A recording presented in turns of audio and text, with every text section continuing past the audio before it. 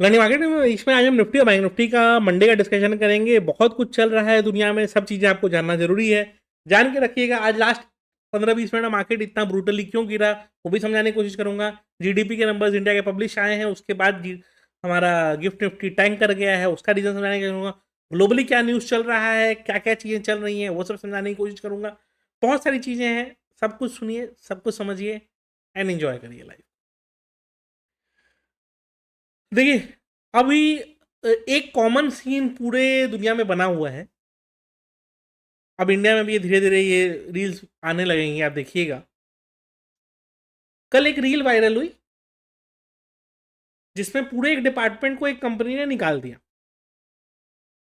Jack Dorji जो actually Twitter का founder था, उसकी अपनी कंपनी से उसने 40% स्टाफ को एक मेल पे निकाल दिया। मतलब कोई बातचीत और डिस्कशन नहीं, तुम्हारा काम यही रिप्लेस कर सकता है, गो बैक। उसका स्टॉक 25% बढ़ गया, वो बात अलग है। तो क्वेश्चन ये आने लगा कि दुनिया बढ़ किस तरफ रही है। क्योंकि मान लो किसी कंपनी ने 40% एम्प्लॉइज को निकाल दिया, अब वो 40% एम्प्लॉइज मान लो 4,000 लोग हैं, वो 4,000 लोगों के घर कौन चलाएगा? सबकी ईएमआई होगी, वो ईएमआई कौन भरेगा? और कंपनीज के शेयर रॉकेट इसलिए हो जा रहे हैं कि कंपनी की प्रॉफिटेबिलिटी बढ़ेगी। बट पॉइंट ये है कि कंपनी की प्रॉफिटेबिलिटी तो बढ़ गई, आगे चल के उसका कंज्यूमर ही कौन रहेगा? क्योंकि एआई बेसिकली क्या कर रहा है, अगर सबके जॉब खाएगा तो एआई को कंज्यूम करने के लिए पैसे कहाँ से आएंगे? आज आप जाके चैट जीपीटी प्रो का सब्सक्रिप्शन लेते हो, क्लॉड का सब्सक्रिप्शन लेते हो, बहुत एक्सपेंसिव है वो। बेसिक वो $20 $25 वाला में काम नहीं होता है। मेरे पास जो 2-3 सब्सक्रिप्शन है, सब में महंगा महंगा प्लान लेना पड़ गया है। तो पॉइंट ये है कि अगर कमाई नहीं रहेगी तो उसको पे कौन करेगा? और अगर सबके जॉब ये खाई जाएंगे तो फिर पे कौन करेगा? तो ये एक लूप क्रिएट हो गया है। यानी कि ये जॉब खाने की कोशिश कर रहे हैं, लेकिन जॉब जितना ये खाएंगे उतना इनको ये प्रोडक्ट नहीं बेच पाएंगे। अब इसका एक सोल्यूशन लोग क्या बोल रहे हैं कि यूनिवर्सल बेसिक इनकम बोल के एक कंसेप्ट आ जाएगा। देखिए ऐसा है, ये सब खाली बोलने की बात होती है। जहां पे दुनिया कैपिटलिस्ट लोग चला रहे हैं, वहां यूनिवर्सल बेसिक इनकम कंसेप्ट कभी आ ही नहीं सकता। और ये वर्ड्स कौन दे रहा है? इलन मस्क जैसा आदमी, जो कि दुनिया का खुद सबसे बड़ा कैपिटलिस्ट है। वो अच्छा है बुरा है मैं इसमें नहीं जा रहा हूं, बट माइंडसेट आप ये समझिए, कैपिटलिस्ट लोग कभी भी ये चाहेंगे ही नहीं। वो तो चाहेंगे कि पावर कंसंट्रेटेड रहे 8-10 लोगों में, जो ऐसे उंगली से कठपुतली नचाएं। नाचने तो अभी कोई और गया है इसराइल, वो छोड़िए, उस पर नहीं डिस्कस करते हैं। बट पॉइंट ये है कि ये चीजें चल रही हैं। तो ये एक जो लूप क्रिएट हो गया है ना, अब इसमें क्या हो रहा है कि यही सेम चीज एनवीडिया को फेस करना पड़ा है। कल एनवीडिया के नंबर्स आने वाले थे, जैसा एक्सपेक्टेशन लोग रख रहे थे ना, उसका गाइडेंस उतना स्ट्रांग नहीं आया है। क्योंकि उसने भी ये चीज पॉइंट आउट करी है कि जैसे जैसे चीजें आगे बढ़ रही हैं, डिमांड स्लो डाउन हो रहा है। डिमांड आएगा कहां से? अभी लोगों को जॉब की सर्टेनिटी नहीं है। ये कैसे, मतलब लोग वहां पे क्या करेंगे बताओ? लोग खर्चा कहां से प्लान कर लें? 5 साल पहले आई कंपनी है एंथ्रोपिक, इधर 6 साल हो गया, 6 साल पहले आई है। उसका मार्केट कैप आप निकालेंगे ना, तो इंडिया की सारी आईटी कंपनीज को जोड़ दीजिए, उससे अकेले उसका मार्केट कैप बड़ा हो चुका है। और हमारे यहाँ ये 25-25 50-50 साल से स्टैब्लिश कंपनीज हैं। एक कंपनी आई, 6 साल के अंदर उसका मार्केट कैप सबको जोड़ के बड़ा हो गया, जबकि अभी भी वो कंपनी लॉस में ही चल रही है। ऐसा नहीं है प्रॉफिटेबल है, क्योंकि उसको आज भी अपना सर्विसेज रन करने में जो फ्री उसको ऑफर करना पड़ रहा है, उसके चक्कर में उसका कॉस्ट बर्निंग बहुत हो रहा है। तो जब तक वो कंप्लीट पेड में जाएगा, और वो पेड में जाएगा कैसे? क्योंकि लूप मैंने जो समझाया आपको कि खरीदने वाले लोग भी तो होने चाहिए जो पैसा पे करें।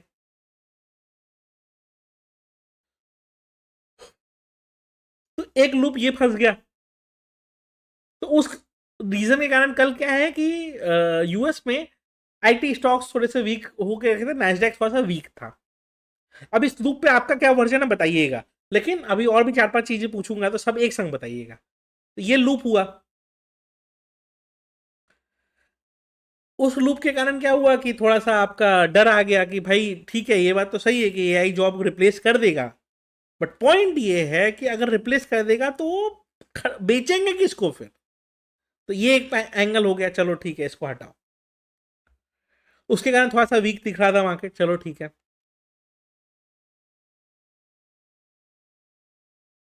फिर क्या हुआ कि उसी कारण मार्केट आज थोड़ा सा नीचे खुला, खुलते के साथ गिरते क्या 300 के पास आया।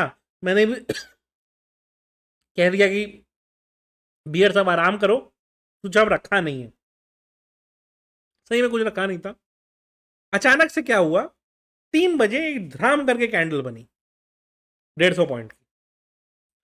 सब लोग अभी तक रीजंस खोज रहे हैं, और जिसको जो मन में आ रहा है रीजन बना रहा है। बट मैं आपको बताऊं, ये 3 चीजों का कॉम्बिनेशन है वो एक कैंडल। पहला, कोई भी अपने पोजीशंस को मंडे कैरी फॉरवर्ड करके इसलिए नहीं जाना चाहता था कि अभी देखिए अफगानिस्तान पाकिस्तान का आउट ऑफ नोवेयर वॉर चालू हो चुका है। अफगानिस्तान पाकिस्तान का वॉर चालू होने से एक चीज ये डिस्गाइज किया जा रहा है कि इसी डिस्गाइज में मिलिट्री मूवमेंट वगैरह के थ्रू कहीं कुछ वेपन्स वगैरह ईरान उरान भी इधर उधर ना हो जाए। तो वो एक अलग कहानी चल रही है, मतलब ग्लोबल थिंक टैंक में। चलो कोई नहीं, वो तो चलता रहेगा। बट आउट ऑफ नोवेयर वो वॉर चालू हुआ। लास्ट वीक इंडिया ने एडवाइजरी दी थी अपने सिटीजन्स को ईरान से निकल जाने के लिए। आज बहुत सारी यूरोपियन कंट्रीज ने 2 बजे के आसपास अपने सिटीजन्स को वार्निंग दे दी कि भाई निकल जाओ वहां से अगर हो तो वापस वीकेंड आया, वापस डर बन गया कि कहीं यूएस अटैक ना कर दे। उसी जस्ट उसी समय एक न्यूज पब्लिश हुआ कि यूएस जेराल्ड, जो कि यूएस का one of the biggest aircraft carrier है, वो इसराइल पहुंचने वाला है। अभी न्यूज जो लास्ट मैंने पढ़ा तो उसमें वो पहुंच चुका था। तो उतना बड़ा एयरक्राफ्ट कैरियर इसराइल पहुंच रहा था, उधर एक कहानी चालू हो गई। तो ये एमिनेंट हो गया कि इस वीकेंड कुछ ना कुछ का प्लानिंग है। कुछ ना हो तो ज्यादा अच्छा है दुनिया के लिए, बट अगर कुछ हो गया तो मार्केट ने क्या डिसाइड किया कि भाई लॉन्ग पोजिशंस कौन लेके जाएगा। तो वो जो कैंडल बना वो लॉन्ग लिक्विडेशंस के कैंडल थे, ट्रेड्स नहीं हुए थे वहां पे ज्यादा, वो हॉलो था। पूरा एक संग भर दिया मार्केट ने। अब वो हॉलो क्यों था? क्योंकि गैप अप आपको ध्यान होगा हुआ था बहुत बड़ा टैरिफ डील के दिन। आज वो टैरिफ डील का सारा नंबर्स खत्म हो चुका है। उसके पहले मार्केट जहां था मार्केट वहीं वापस पहुंच गया। तो क्या डील आपने किया, ट्रेड डील भगवान जाने। ठीक है, वो हुआ। फिर उड़ता उड़ता कुछ रूमर्स आ रहा है कि जिस तरीके से आपके कि जिस तरह से आपके आईडीएफसी का मैटर हुआ, गवर्नमेंट बैंक अकाउंट रिलेटेड, तो गवर्नमेंट बैंक के अकाउंट तो सिर्फ यही 2-3 बैंक में होते नहीं है। तो अभी सारे स्टेट गवर्नमेंट्स अपना अपना एडवाइजरी निकाल चुके हैं, एंड वो सारे प्राइवेट बैंक का अपना बिजनेस को एक्सप्लोर कर रहे हैं कि उनके संग वो कितना डीलिंग रखेंगे। तो उसके कारण क्या प्रॉब्लम आ रहा है कि उसके कारण प्रॉब्लम आ रहा है एचडीएफसी आईसीआईसीआई। तो सुबह से वो भी वीक थे, उस समय एक्स्ट्रा वीक हो गए, क्योंकि लॉन्ग पोजीशंस के बिल्डअप नहीं होने के बदले, क्योंकि नई एक्सपायरी का जस्ट बिगिनिंग है, वहां पे शॉर्ट बिल्डअप चालू हो गए कि कहीं कोई नेगेटिव न्यूज निकल गया तो, कोई इन्वेस्टिगेशन में कुछ मैटर आ गया तो। क्योंकि आप तो मालूम है हमाम में सब नंगे हैं, तो आ गया तो उस डर से भी उसी समय पैनिक क्रिएट हुआ। अब 3-4 चीजों के कारण एक ही संग पैनिक क्रिएट हो गया। तो डेरिवेटिव डेटा आप जानते ही कैसे काम करता है। ऑलरेडी मार्केट टेंशन में था, धराम करके और तोड़ दिया। और हॉलो स्पेस था ही क्योंकि गैप था, उसको भरने में टाइम लगा नहीं। और यही रीजन है कि चूंकि वो एक कैंडल में ही मूवमेंट हो गया था, एवरेज क्लोजिंग भी ऊपर नहीं आई है। क्यों? क्योंकि एवरेज क्लोजिंग 3 से 330 के बीच का फैक्टर लेगा। बट सारा मूवमेंट तो 331 पे खत्म हो गया। उसके बाद तो 31 से लेके 30 तक तो एक ही प्राइस में मार्केट था। तो नंबर ऑफ क्वांटिटी जो एवरेज करनी है वो ज्यादा तो 31 से लेके सॉरी 301 से लेके 30 तक का करना है। तो टेक्निकली एल 1 मिनट ही नीचे गिरा, बाकी टाइम तो साइडवेज ही रहा, इसीलिए एवरेज क्लोजिंग बहुत ऊपर नहीं आई। तो ये घूम फिर के हिसाब किताब बना आज के फॉल का। बट उसके बाद एक और इंटरेस्टिंग चीज हुई, हमारा जीडीपी डेटा पब्लिश हुआ।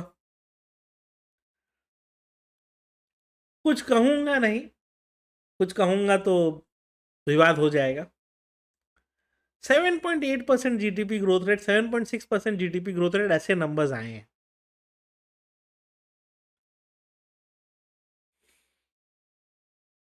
क्या लॉजिक से ये नंबर्स आते हैं ना, मुझे नहीं समझ में आता। मैं आपको बस इतना कहूंगा, 1990 में इंडिया और चाइना दोनों 300 बिलियन की इकोनॉमी थे। 1990 से आज कट टू 2026, 36 साल हो गए। चाइना आज यूएस से compete कर रहा है, और अगर चाइना कोई रियली गया हो तो वो जानता है कि China is ahead of India by 100 years, ahead of US by 20 years। मुझे अभी तक चाइना जाने का सौभाग्य तो नहीं मिला है, मैं यूएस जरूर गया हुआ हूं। जो रील्स और वीडियोस में देखता हूं ऑफ चाइना, समझ में आता है कि yes, they are actually very ahead. उसने 6-7% का GDP growth rate consistently maintain किया था, और उसके बाद वो हमसे इतना आगे निकल गया। हम कंसिस्टेंटली 7-8% का जीडीपी ग्रोथ रेट मेंटेन कर रहे हैं, बट हमारे यहाँ का हाल देख लो आप, कितना खराब है। अच्छा, कुछ लोग आ जाएंगे रोने कि बीजेपी गवर्नमेंट के कारण नहीं है, कांग्रेस गवर्नमेंट के कारण नहीं। सिंपल सा समझो, 36 साल हैं ये, 36 में से 17 साल गवर्नमेंट रही है बीजेपी की, 6 साल, 6.5 साल वाजपेयी जी की, और 11 साल मोदी जी की। तो दोनों जन का 50-50% शेयर ही है इसमें। तो कांग्रेस और बीजेपी दोनों ने इक्वली ही रूल किया है इस पूरे 36 ईयर्स में इंडिया को। कोई इसमें वो नहीं है, अलग हिसाब किताब नहीं है, तो दोनों ने इक्वली रूल किया है। तो अगर गलती देंगे तो दोनों की ही देंगे। अब अगर 8% ग्रो हम बार बार दिखा रहे हैं कि हम 8% ग्रो कर रहे हैं, ग्रो कर रहे हैं, ग्रो कर रहे हैं, मेरे को ये बताओ यार, आप कितने साल से 8% 9% ग्रो कर रहे हो? आप तो रेगुलरली ग्रो किए जा रहे हो 8% 9% से। ग्राउंड पे वो क्यों नहीं दिखता है? क्यों नहीं? आपके पास वर्ल्ड क्लास रोड्स हैं। अब कुछ लोग कमेंट में चालू हो जाएंगे, अरे नहीं सर, आप जाके देखो रोड बहुत अच्छे हैं। भाई, एक बरसात नहीं टिकते हैं रोड। वो जो वीडियोस और रील्स आती हैं, कहाँ से आती हैं? हवा में आती हैं, एआई जनरेट करके देता है उसको। इंफ्रास्ट्रक्चर के नाम पे कब ब्रिज बन रहा है, गिर जाता है कहां पे, पता नहीं चलता है। तो ब्रिज बन किस लिए रहा है जब गिर ही जाना है? तो नया नया क्रिएशन आ रहा है, 2 लेन जाके 1 लेन बन जा रहा है। 90 डिग्री के टर्न वाला ब्रिजेस बना रहे हैं हम लोग। ऐसे ऐसे तो इंजीनियर्स हम लोगों ने पैदा कर दिए हैं, जो सिविल इंजीनियरिंग के नाम पे धब्बा है। क्या होके रखा है?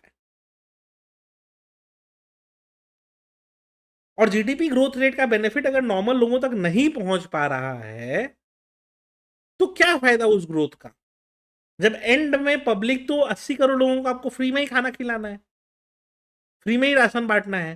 तो हम उस जीडीपी ग्रोथ रेट करेंगे क्या अगर 80 करोड़ लोग को हम जीवन और फ्री में ही खिला रहे हैं? तो इस हिसाब से तो हम 800 साल तक ग्रो करते रह जाएंगे 8% के रेट पे, और फिर भी हम 80-90 करोड़ लोगों को फ्री में खाना खिलाते रह जाएंगे।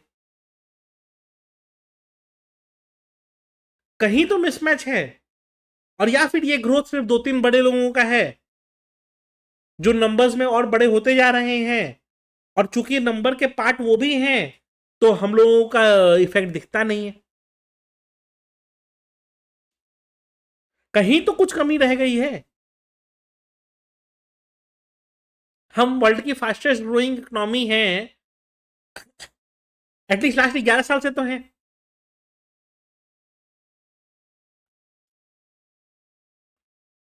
बट क्या उस ग्रोथ नंबर में आपने ये कैलकुलेशंस ले लिए हैं कि कौन कितना तेज बेवकूफ बनता है, कौन कितना तेज भक्त बनता है, कौन कितना जल्दी करप्शन में इन्वॉल्व होता है? क्या ये नंबर्स लिए गए हैं?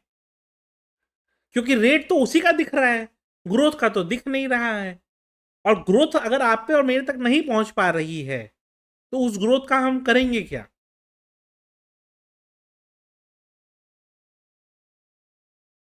आखिर जा कहां रहा है पैसा?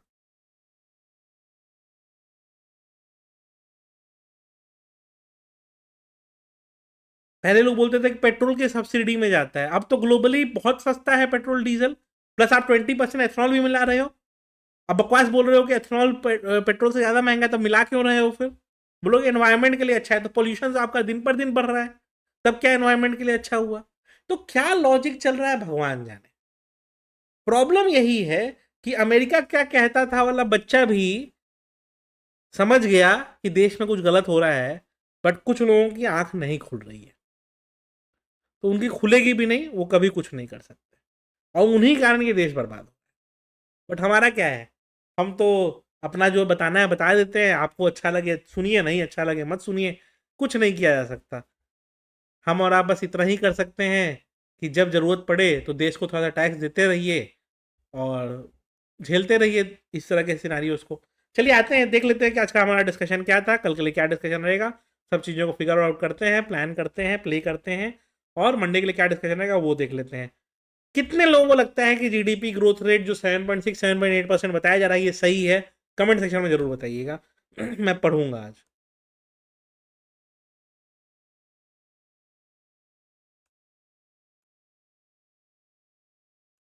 मैंने ये लिखा है last line, global market became week because not so great results of Nvidia, gift Nifty is 80 point down, pre open होने का लेवल देता हूँ। मैंने ये दिया था कि 380 तक वो सीधा टूट ही गया, फिर 61,000 ब्रेक ऑफ मेक और break level in bank Nifty, बिना ट्रेड लिए ही टारगेट अचीव्ड। उसके बाद फिर मैंने क्रिप्टो में एक ट्रेड लिया, क्या करें क्रिप्टो में ही उसके बाद मौका मिला तो ठीक है। और उसके बाद फिर क्या है कि फिर चलते रहा। फिर मैंने यहाँ पे 10:15 बजे डाला, बियर साहब आराम करिए, ठीक है। 10:15 बजे मार्केट वही 25 320 330 300 के पास था, और पूरे दिन वही रहा। लास्ट का ये जो कैंडल है वो एक फॉल दिया, नहीं तो पूरा दिन मार्केट उसी रेंज में टाइम बिताया है। तो यही सब जज करना पड़ता है आपको, ठीक है। और बस ठीक है, यही सब था। फिर जीडीपी ग्रोथ रेट वगैरह यही सब डिस्कशन चल रहा था, तो काफ़ी कुछ हो रहा था दुनिया में। आते हैं एक बार कि क्या रहेगा अपना डिस्कशन मंडे के लिए। उसके पहले ना जो ग्लोबल इंस्ट्रूमेंट्स में मूवमेंट चल रहा है उनका डिस्कशन कर लेते हैं। अगेन गोल्ड मूव करना चालू कर दिया है, $5,200। अभी देखिए विद इन 5 मिनट्स ये 5230 के आसपास पहुंच गया पैक्स जी, मतलब एक्सयू में भी उसी तरह का मूवमेंट होगा। देखिए एक्सयू में भी सेम मूवमेंट है, तो ठीक है, लेवल ध्यान रखिएगा। जब तक ये 5200 के ऊपर है बुलिश बायस इंटैक्ट है, ये 5300 5350 की तरफ बढ़ने की कोशिश कर रहा है। सिल्वर भी उसी तरह का मूव कर रहा है, जब तक 89.5 के ऊपर है बुलिश व्यू इंटैक्ट रखिए, ठीक है। एक्सयू अच्छा खासा शूट किए जा रहा है 5200 के ऊपर, वही है एक्सचेंज पैक्स जी का जो हमने डिस्कस किया। अब आते हैं क्रिप्टो के कुछ लेवल डिस्कस कर लेते हैं। देखिए बिटकॉइन में वही मैं दो कल भी जो समझाया था ना कि 2-3 दिन से ये एक रेंज में फंसा हुआ है, ठीक है। वो एक रेंज में फंसा हुआ फिर गिरा। अभी ये वापस आया है 65,000, मतलब रिट्रेस किया है, फिर 65,000 से बाउंस करने की कोशिश कर रहा है। 66,500 का लेवल ध्यान रखिएगा, 66,500 के ऊपर निकलता है तो ही बुलिशनेस कुछ लीजिएगा, नहीं तो मत लीजिएगा।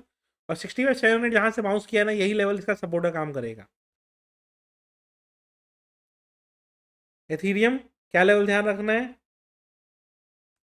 1980 का लेवल, 1980 के ऊपर निकलता है तो बुलिशनेस लीजिएगा, और नीचे में अभी शॉर्ट का दिखता नहीं है, 1935 का लेवल आप ध्यान रख सकते हैं। सोलाना काफ़ी टूट गया, बट वही 83 के पास आके रुका हुआ, 84 के ऊपर आएगा तो ही बुलिशनेस लीजिएगा, नहीं तो मत लीजिएगा।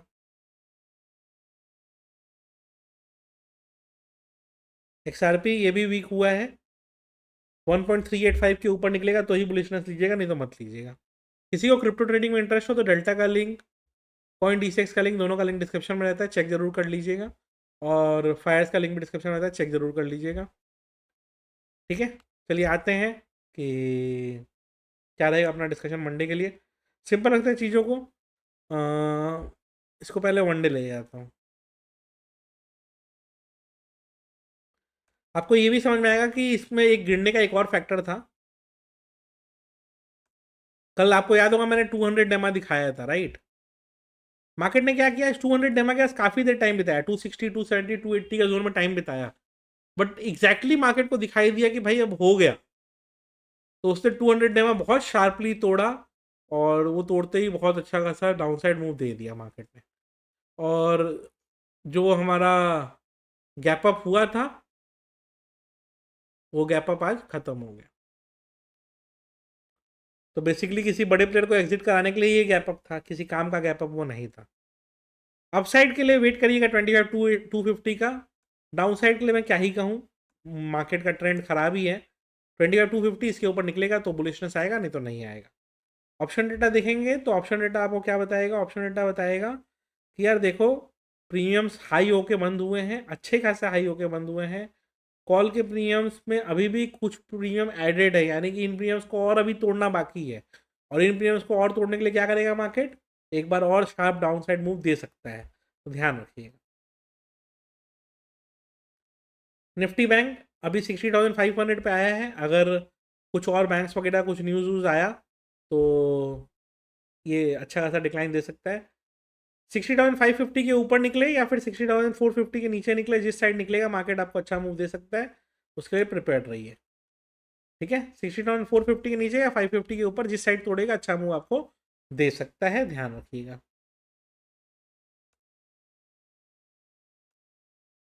गोल्ड, जैसा वहाँ पे इंटरनेशनल गोल्ड हमने जो देखा था पैक्जी वगैरह वो सब शूट जैसा कर रहा था, ये भी कर रहा है।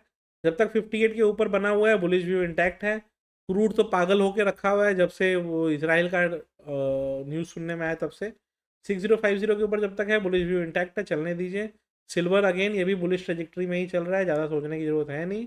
नेचुरल गैस, अगर मिडल ईस्ट में कुछ होता है तो नेचुरल गैस भी बुलिश ही रहेगा। वीडियो अच्छी लगी हो तो लाइक ज़रूर कर दीजिएगा।